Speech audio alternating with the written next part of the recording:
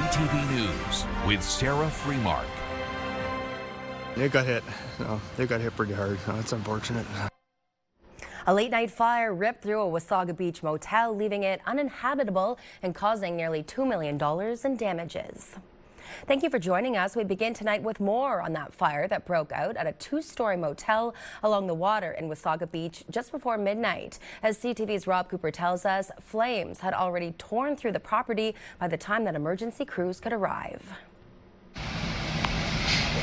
Brian Conrad of Wasaga Beach captured this video of the fire at Beach Area 1 as he was getting ready for bed just before midnight. You see all the lights and stuff and flames going high. Oh no. The fire spread through the Villa Nova Motel by Beach Area 1. The cause of the fire is still unknown, but damage has been estimated at about $2 million. Upon our arrival, there was a large amount of flames already protruding from the roof line. We immediately set up a defensive attack. It took crews about 3 hours to bring the fire under control. Today, investigators were back on scene trying to determine why the fire started. Initial reports suggest it may have started on the second floor of the motel. The fire marshal has been notified, and crews will spend the next few days sifting through the building. It starts on the outside, it's the inside, delayering and picking through debris and trying to find some reason of why this happened. Now, I spoke with the owner of the motel off camera today. Tony Todaro says the building has been in his family for the past 55 years, and at this point, he's not sure if he's going to rebuild or not. He says he was one of 4 people inside the burning building who was able to get out safely. One firefighter received minor injuries while battling the fire. Crews were able to prevent it from spreading to nearby businesses.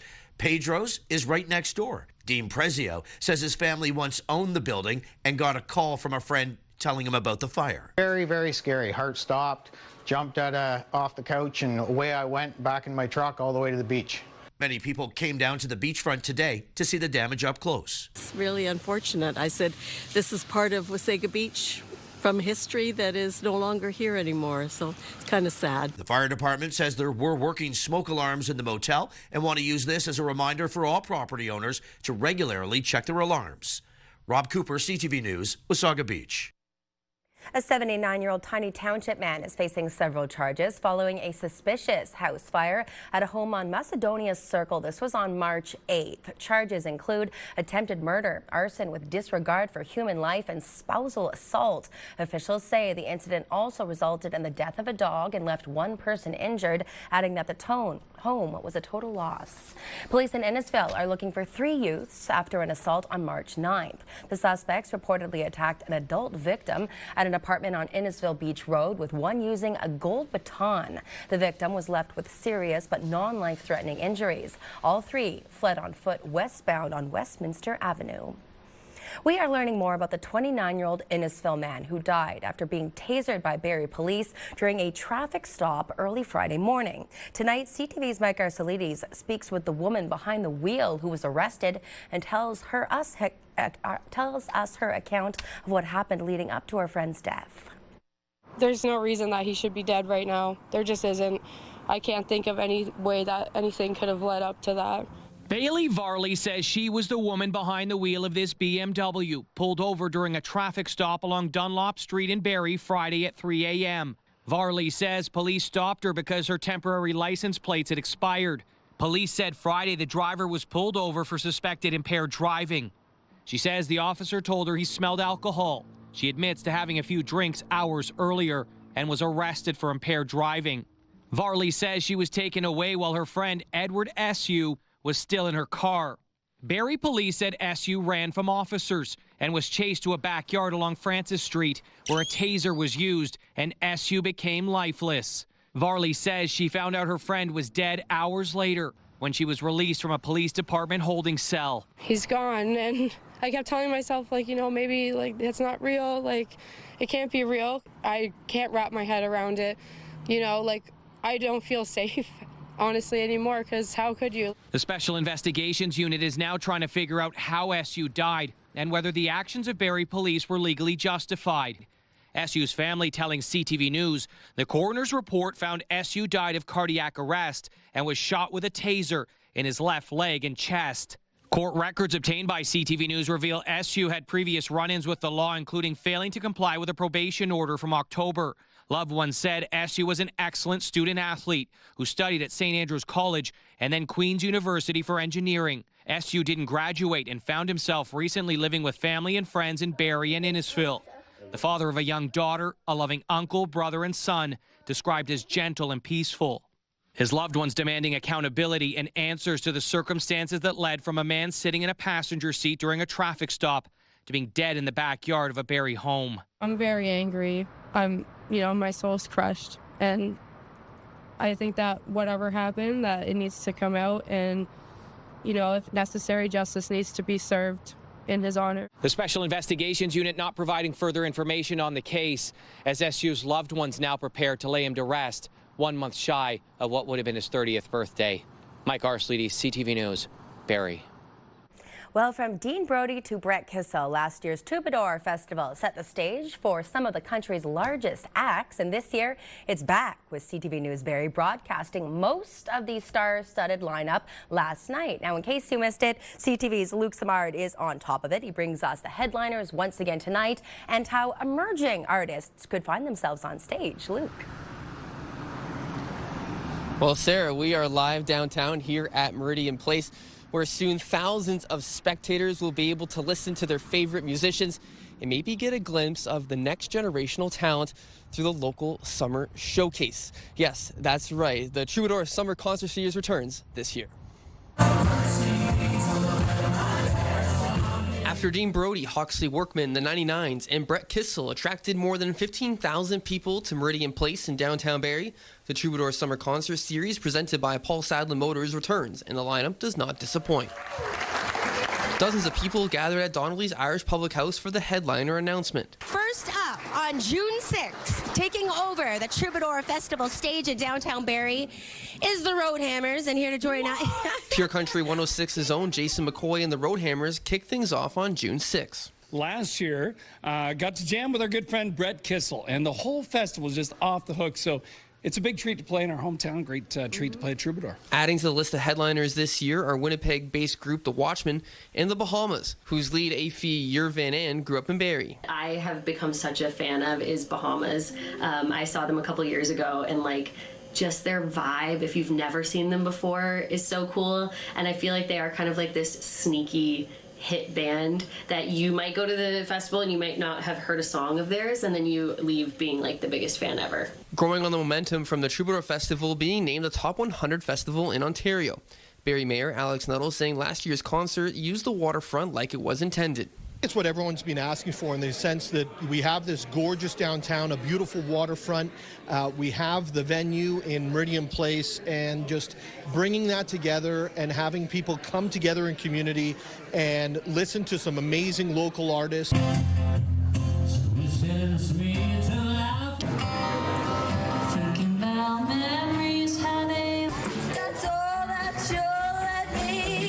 The local opener showcase once again returns and will feature local musicians hyping up the crowds before the headliners and being treated like rock stars themselves. Last year, dozens of performers took the stage, most calling it a career highlight. A bonus as well to be opening up for one of the supporting acts is, for Dean Brody, so it doesn't get much better than that. The crowd reacting and feeding off of it definitely has a lot of impact on how much energy I put on the stage. I see some fans out with my name in the crowd. That was really fun. This year, performers will once again be in front of judges to see who moves on to the big stage. Holly Mann, Pure Country 106 host Stan Musial, and Bounce 104.1 Steph Siddell will have their ears open listening to what Simcoe County has to offer. Well, definitely looking for passion and, people that have some other acts lined up so they can add this to their roster that will look good on their CV or their resume, people that are trying to build their career.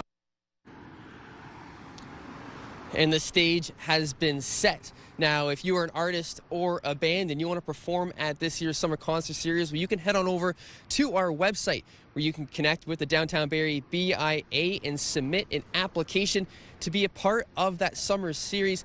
And Sarah, I remember you hinted that Well, we don't have a headliner yet for September 12th. Well, that announcement is coming later on this spring, so you're going to want to stay tuned for that. Reporting live downtown at Meridian Place, I'm Luke Samari. We'll send it back to you, Sarah. Thanks, Luke. I did my best, but everyone's lips were sealed. Now, as Luke mentioned, if you're looking for more information about the festival series, you can find a full schedule of the events on our website, ctvbarrie.ca, as our specialized page. It's now live under the Troubadour Festival page. You'll also find details about those local openers as they're selected and information on how you can apply now. Time now for our first look at weather. I know what this hat means, Case. Rain is on the way. Southwester, that's right. The Newfoundland southwester. We are anticipating a little shower, actually a large shower. I want to draw your attention to the Weather Watches and Warnings map. And as we take a look at this, we will let you know immediately that, yes, a rainfall warning encompasses our entire region, and that area in orange, well, that is a freezing rain warning. Now, a short period of time ago, it was for Muskoka as well. Seems to have shifted away, but it is active, and we're keeping our eye on that. Let's continue with the first look at the forecast. And here we go, of course, brought to you by our friends at Presler Injury Law. Call 1-800-JUSTICE. 6 degrees out here. Feels a little cooler than that out here, Sarah. Winds are, for the time being, only 11 kilometers an hour out of the north. A quick look at the forecast temperatures. Actually, these are the temperatures as we speak. 10 degrees in Toronto and 1 degree in Collingwood. Quite a difference, isn't it? Yes, it is. Not a whole lot of distance between the two, but nevertheless, a large difference. And speaking of large, that is just some of the system that's making its way towards us. There is some snow in there too, ladies and gentlemen, and some ice pellets.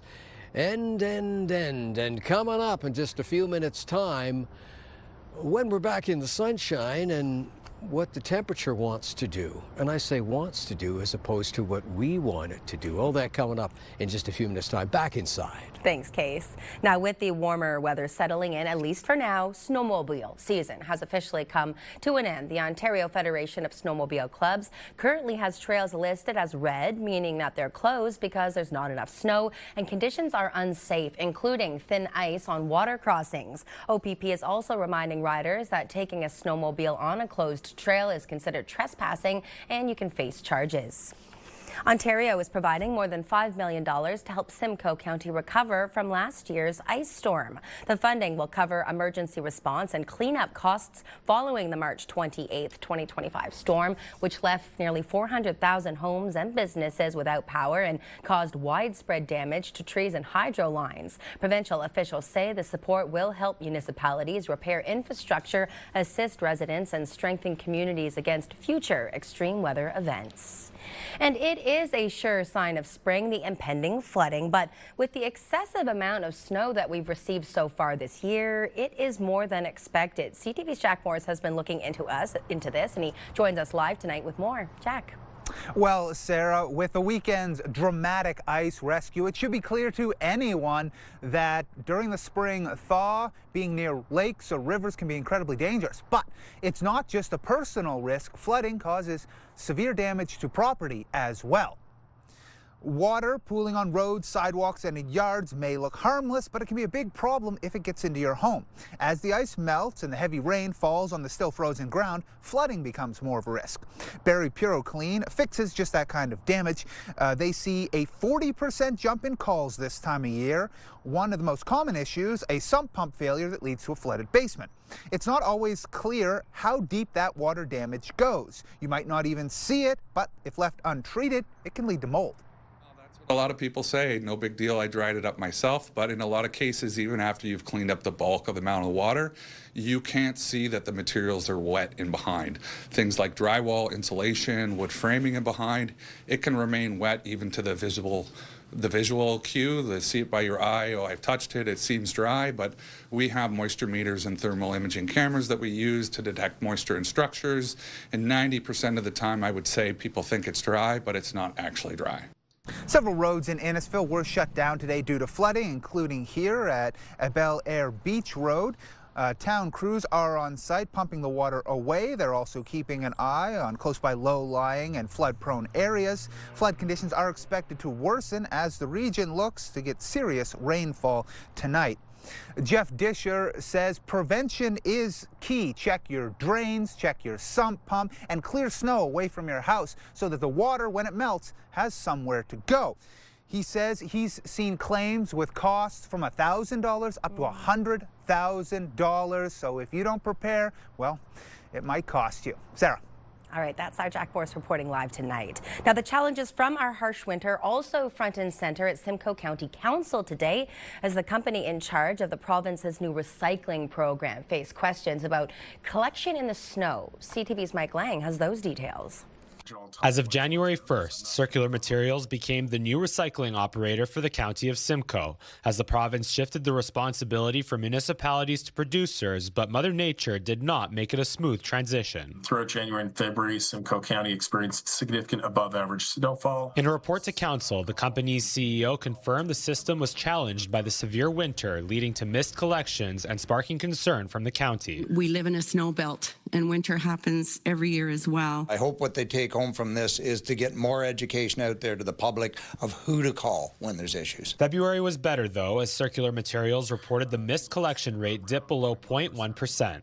The warden hopeful that the system will keep improving. I like the fact that they're listening. I like the fact that they came here today, they took notes with issues that they're going to get back to us on. These rural intersections are very difficult to see at night. Council also discussed improved traffic mitigation at rural intersections across the county, an issue raised by Mayor James Leduc. But I think we need to review that policy and ensure that we do our best to actually illuminate these throughout the county, not just Bradford, but throughout the county. Bradford's mayor particularly pointing to the 9th Line and 10th Side Road intersection in his town, citing increased traffic from acting as a back road for the Highway 400 corridor. Council agreeing to consider changes to the traffic policy. And I'm heavily in support of option 4. Tax rates and ratios were also on the agenda. Council deciding to proceed with a new tax subclass option which could apply discounts for existing affordable units and all future multi-residential builds. Those two areas will have an incentive where it's up to 35% discount can be provided for 35 years.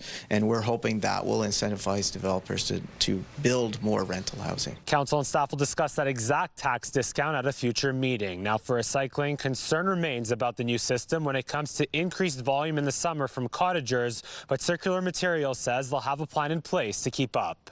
Mike Lang, CTV News, Springwater Township.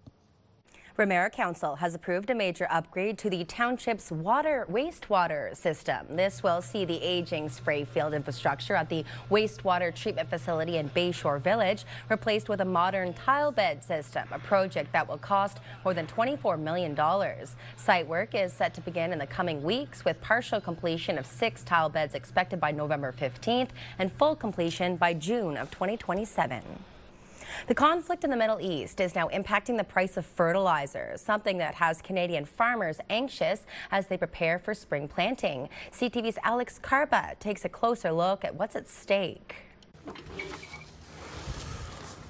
This is our nitrogen fertilizer. Fertilizer is an essential part of Kevin Peters' farm in southwestern Manitoba. This bin will hold about 100 tons of nitrogen fertilizer. Both his crops and livestock rely on it heavily. But since Israel and the U.S.'s attacks on Iran, the average price of nitrogen fertilizer has skyrocketed around 30% in the last week. There's always some disruptions seeming to happen somewhere in the world. That's changing our daily prices. Roughly a third of the world's fertilizer shipments move through the Strait of Hormuz off southern Iran. With the vital shipping route effectively closed, economists say global prices are rising. Fertilizer very important to our growers here, and especially at the time of year right when we're gearing up for planting season. Anderson says the world's fertilizer supply was already under pressure before this war started. This adds another layer of increased cost to their bottom line. This price increase is yet another blow for farmers who have seen their input costs increase dramatically over the last few years. Jill Verwey with Manitoba's Keystone Agriculture Producers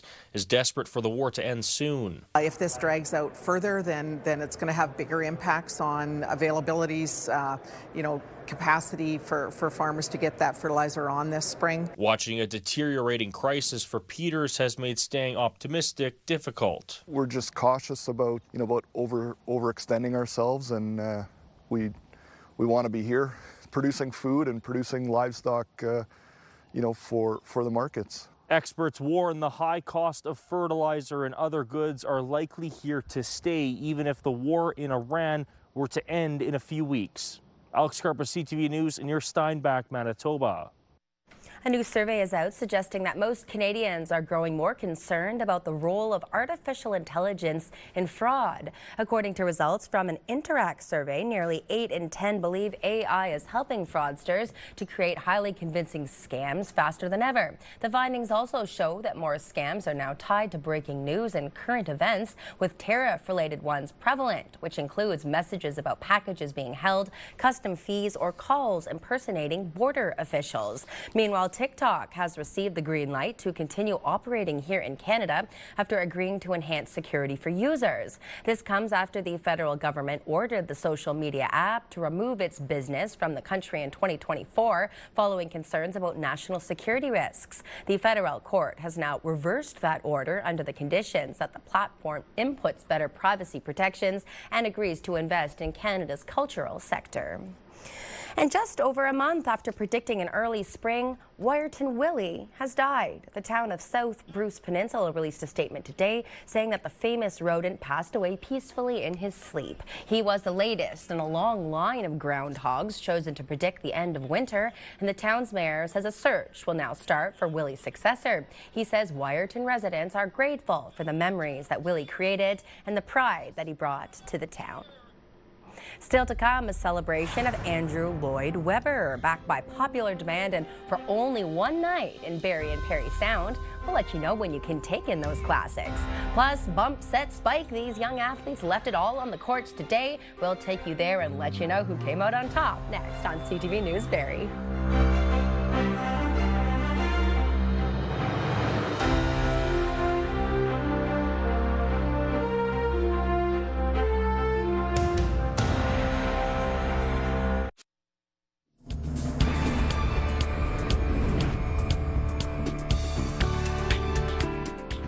Thanks for staying with us. It is a celebration of some of the greatest Broadway musicals of all times, the masterpieces of Andrew Lloyd Webber.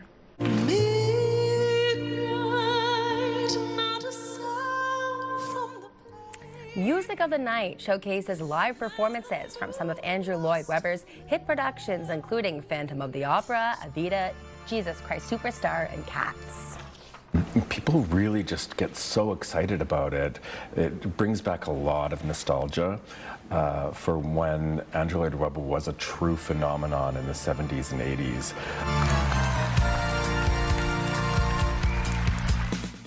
Catch Music of the Night at the Georgian Theatre in Barrie on March 12th and in Parry Sound on the 14th. I can hardly wait. People of all ages came together today in the Sunshine City to celebrate Community Connections Day. And then also we have, these are poppets. Oh, okay. So please feel free to take one of those to play with. Thank you. It's wonderful to see the other organizations and finally put faces to names. We get a lot of emails, so it's nice to meet everybody. And yeah, it's been lovely to be invited here today. The free event held at the Aurelia Rec Center invited residents to explore and learn about various local supports and services. It was also a chance to ask questions, meet community groups, and discover all of the opportunities that Aurelia has to offer.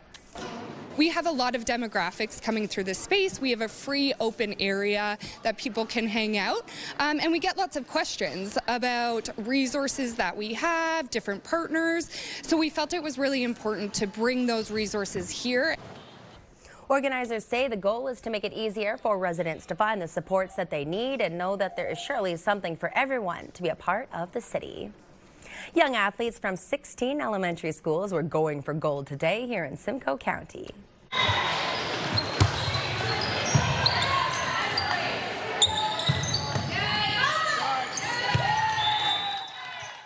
That's a look at the action at Eastview High School for the Elementary Intermediate Girls Volleyball Tournament put on by Simcoe County District School Board, and each year the play gets stronger and stronger.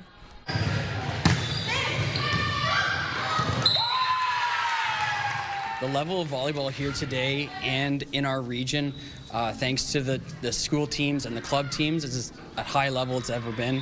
I love coming to this event. I'm lucky to come as a convener every year, and just to watch the level of play is just incredible.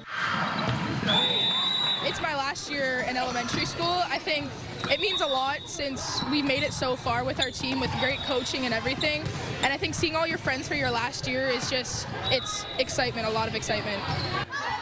The top team for the day, Guthrie Elementary in Barrie, and second, Hewitt's Creek of Barrie-Innisfil, followed by Elmvale and Algonquin Ridge. And with a wrap of the county finals, the season ends for the young ladies. Still to come, feel the pressure of the Paralympics right here at home, where you can join watch parties for free and support the hometown talent that's representing Simcoe County on the world stage. But first, let's head outside. Case. It hasn't started yet, but there is a rainfall warning across our region. Anywhere from 20 to 40 millimeters of rainfall is certainly possible. And our weather watcher, Artith, says, enough with the rain, says Brooklyn. Please, Mr. Weather Boy, bring us a little bit of snow so I can go bogganing on the March break with Mom. You're watching CTV News Barrie.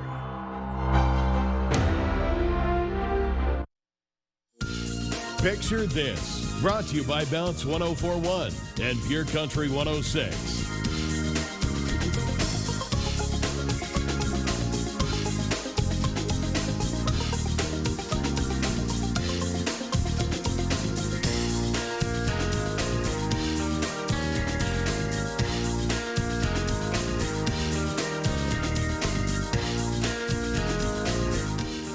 There's a lot of expression behind that face. This week for Picture This, we would love to see your snapshots of silly moments, messy faces, funny faces, different expressions, or some hilarious situations. Capture those memories and send them to us. Picture This at ctv.ca. Casey Colby, I know you have to reflect upon about 25 years to think about this memory, but what would you say is the most hilarious situation you've ever been caught in on live TV? Oh, that's going to take a while. There's been a lot. But yeah, there's been a lot of embarrassing moments. Polar plunges.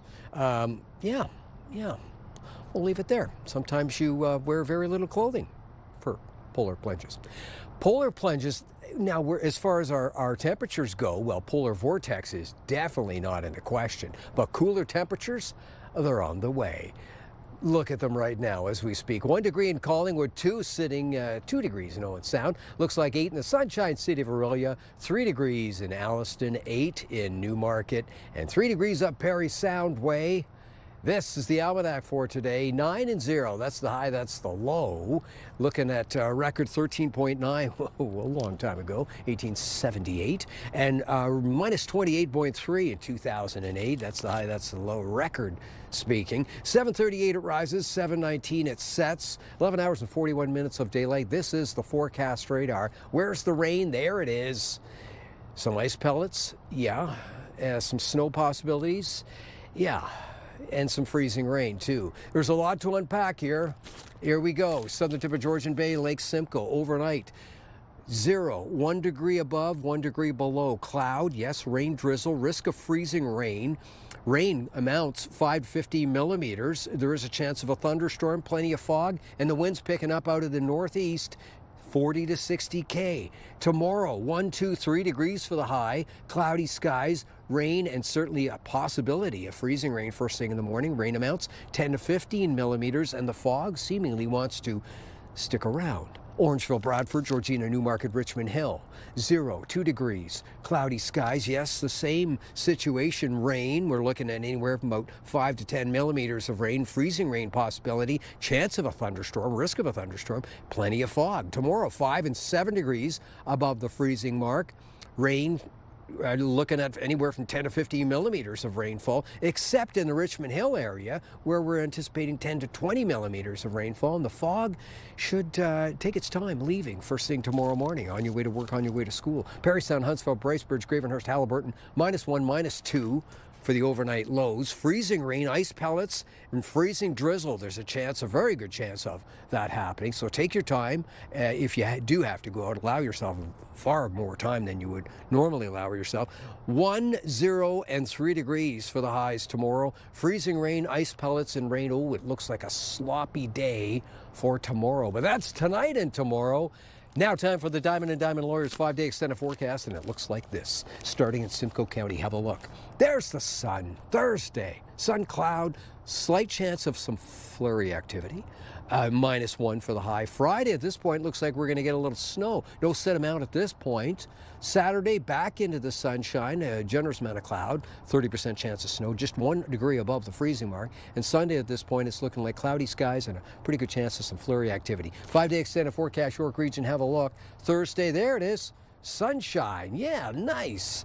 Slight chance of a few flurries kicking around, 3 degrees above the freezing mark. Friday, it looks like snow rolls in under cloudy skies. Sunny cloud on Saturday, 4 degrees above the freezing mark. Sunday, well, here we go. Cloud and 60% chance of mixed precipitation.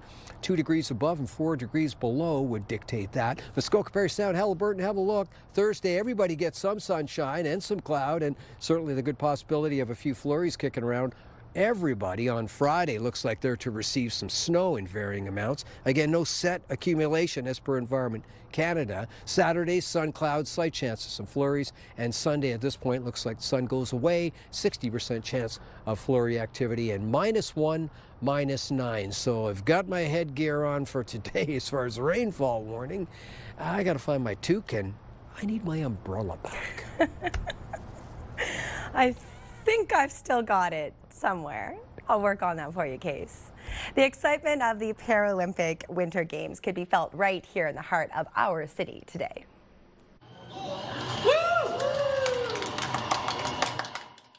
That's a look at the free watch party. It was held at the Barrie Public Library for today's para-hockey matchup where Team Canada faced off against Czechia.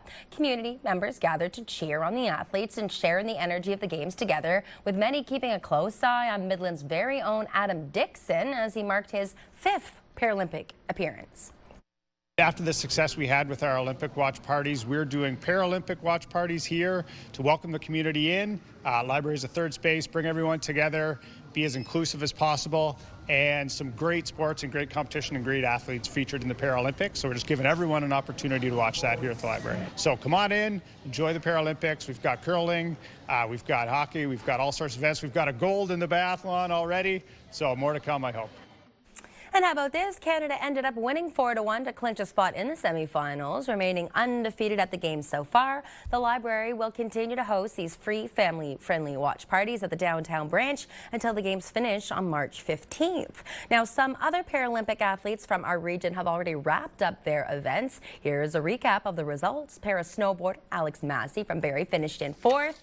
Colin Cameron from Bracebridge finished in 11th. That's in the para-biathlon event. And in para-alpine skiing, women's downhill, Michaela Gosson from Collingwood took 5th place. A large crowd came out along the shoreline in California. This was to celebrate a legend who got to hit the waves one last time. That's Sugar, the surfing dog. Yes, there's a dog on that board. He got on her board for the final wave. The 16-year-old former rescue dog went from roaming the streets to becoming a 5-time world dog surf champion. She's the first ever animal to be inducted into the Surfers Hall of Fame. Still to come, the RCMP, they're calling it a national security incident. We'll have more on the shots that were fired at the U.S. consulate today as police continue to search for at least 2 suspects. Plus, we'll recap tonight's top stories. Please do stay with us.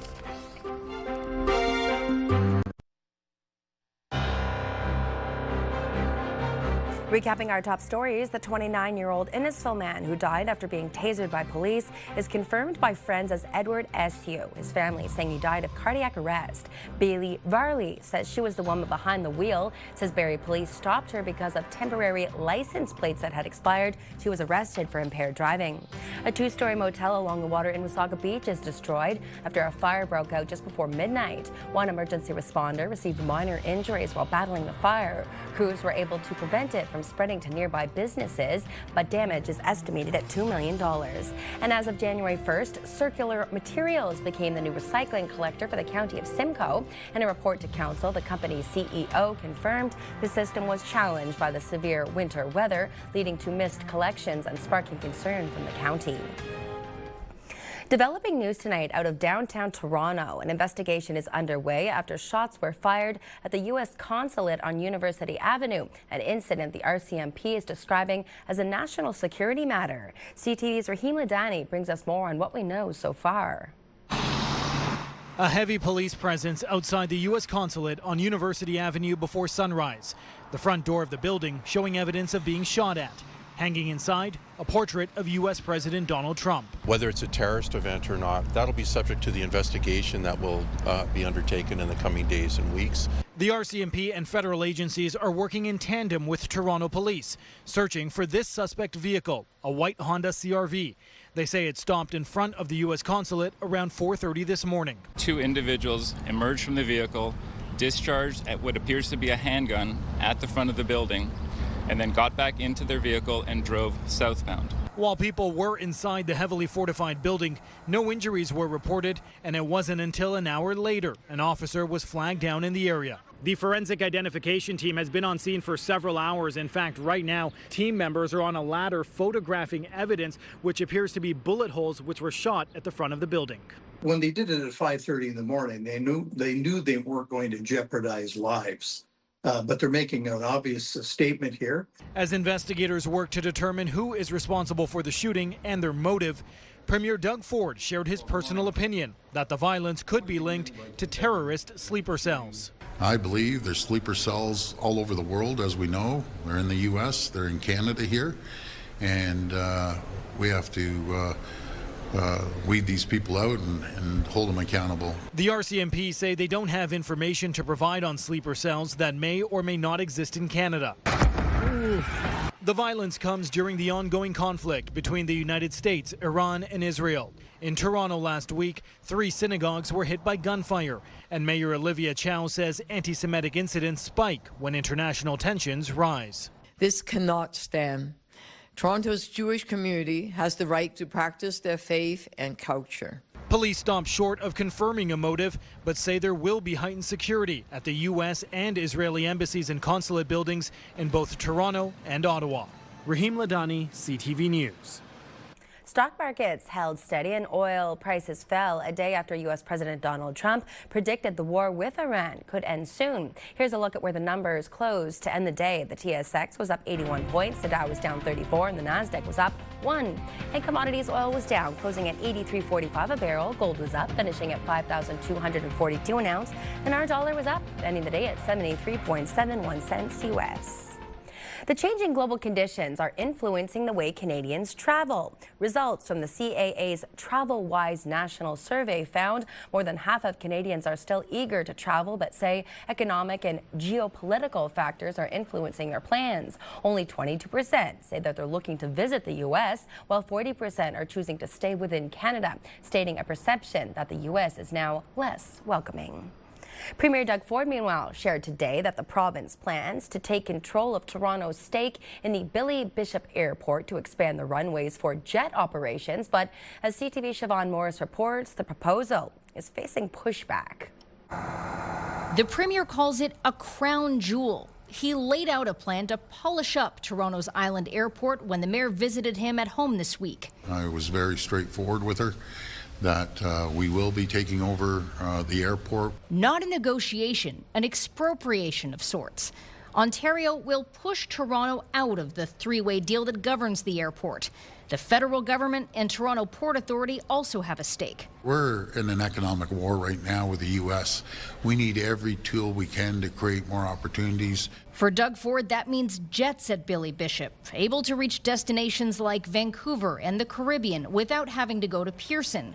Don't expect a 747 touching down on the island, but Ford can't say where he'd draw the line on size and sound. We have to consult. Again, we'll see the noise levels between between the jets and the props, but I go back to this is going to be an economic driver. It'll create thousands of jobs. While the Trudeau government shut down a pitch for jets on the island, yesterday the federal transport minister was non-committal. I think it's incumbent on all of us, through the lens of this airport being a good neighbor and a good corporate citizen in this city, to look at what the future might hold in terms of its development. One local MP says this is a nuanced conversation. The issue isn't jets, frankly. The issue is making the best use possible out of this critically important asset on Toronto's waterfront. The Premier is envisioning a totally different waterfront. So wouldn't it be great if they just flew into Ontario?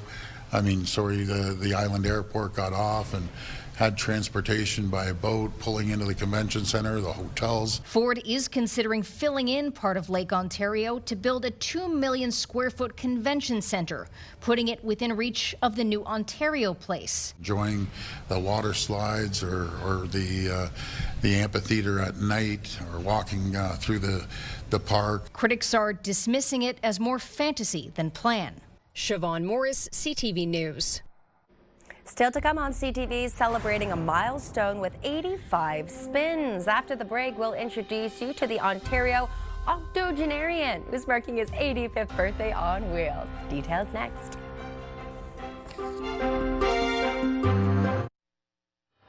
Time now to take a look at your Tuesday night primetime lineup. Signed, sealed, and delivered. A Tale of Three Letters is at 8, followed by Criminal Minds at 10 and CTV News Barrie at 11.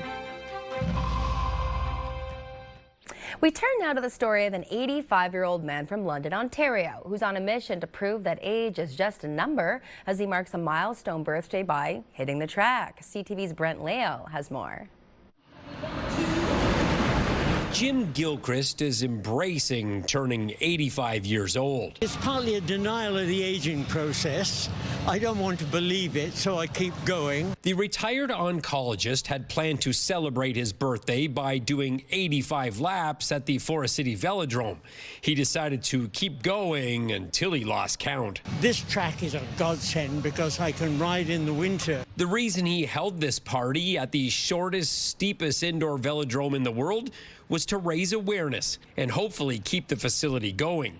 He rode lap after lap with riders decades younger. He's a complete inspiration to all of us, and just to keep moving and defy what it means to be aging in this world today. He can ride his bike all the way from London to Port Stanley, and he just does it on weekends for fun. Born and raised in England, Gilchrist came to the other London in 1971 when he was hired at Victoria Hospital in the cancer clinic.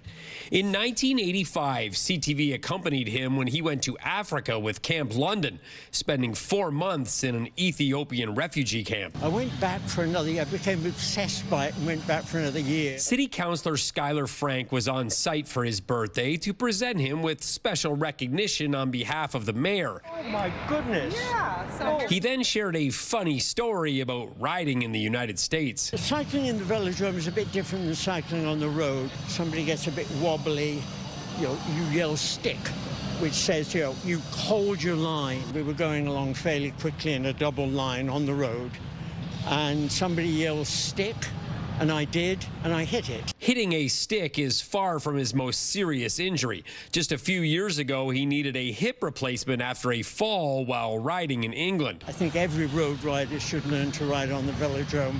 It teaches you awareness. He's drawn inspiration from Andy Christie, who rode at the velodrome until he was 94 years old, and a Frenchman who was riding at 105. Only 2 decades to go to catch him. I just hope to keep going until, I get so old and stupid I can't find a bike.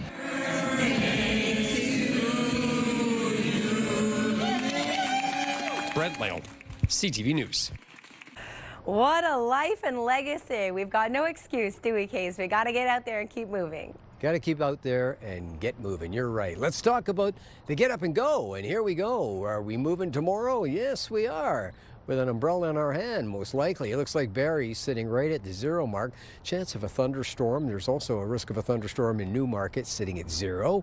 And it looks like slightly below the freezing mark in Gravenhurst. A little rain, possible thunderstorm activity. Dry off. Have yourself a fantastic evening, Sarah, and a better tomorrow.